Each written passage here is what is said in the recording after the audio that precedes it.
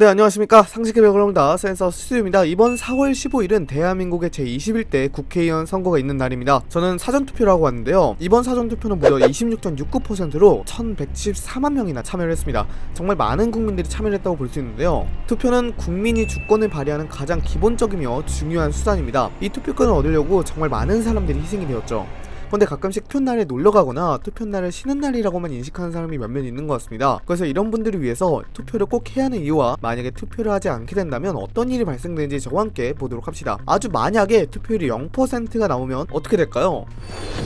국회의원 선거를 예시로 들어보도록 하겠습니다. 그리고 특정 정당은 절대로 언급하지 않겠습니다. 아무도 선거에 투표를 하지 않을 경우 투표율은 당연하게도 0%가 될 겁니다. 그렇게 되면 입법부의 부재라는 초유의 상황이 오게 되겠죠. 입법부는 단순히 법만 만드는 곳이 아닙니다. 가장 대표적인 게 입법권이기 때문에 그런 인식이 생긴 건데요. 입법권뿐만 아니라 국가에 대한 예산안이나 결산안, 그리고 고위공무원에 대한 탄핵소추, 국정조사와 국정감사, 청문회, 대정부 질문과 같은 행정부와 사법부 견제 등을 진행을 합니다. 그런데 투표율이 0%가 나오게 된다면 이런 걸 진행할 수 있는 사람이 전무해지는 거죠. 국가 시스템이 마비가 된다는 것입니다. 만약 이럴 경우 선거관리위원회와 정부는 즉각적으로 재투표를 선언할 겁니다. 일주일 후로 재투표를 하게 되죠. 사상 초유의 사태로 인해서 대한민국의 민주주의가 무너졌다는 언론 보도와 외신 보도가 함께합니다. 그리고 입법부가 성립되지 않아 대한민국 내에 외국 투자 자금이 빠지기 시작합니다. 투자자들이 국가 경영에 대한 의심을 하기 시작한 겁니다. 그래서 신용평가사들도 한국에 대한 신용도를 낮출 겁니다. 거기다가 입법부가 성립이 되지 않았으니 국회가 하는 모든 일에 대해 제동이 걸리기 시작합니다. 가장 먼저 국채가 먼저 반응할 겁니다. 국채를 발행하려면 국회의 의결을 거쳐야 하는데요. 국회가 없다 보니까 국채를 발행할 수 없게 된 겁니다.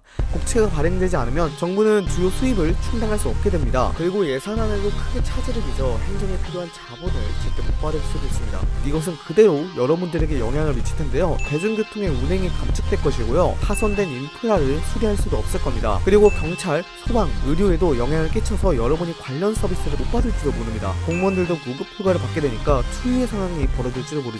그 밖에도 직간접적으로 어마어마한 영향을 끼쳐서 여러분들의 일상생활에 큰 불편을 안길 겁니다. 가장 대표적인 예가 세금이겠죠?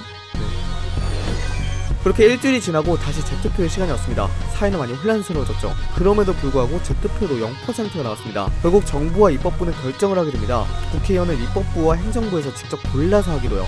민주주의가 완전히 파괴된 것입니다. 국회의원을 입법부와 행정부가 협의를 해서 고르게 되자 민주주의 지수는 그대로 바닥을 찍게 되었습니다. 민주주의 지수가 바닥을 찍자 투자자들의 한국 철수가 시작이 되었습니다. 그래서 신용평가회사들의 한국 신용도 인하가 시작되었죠.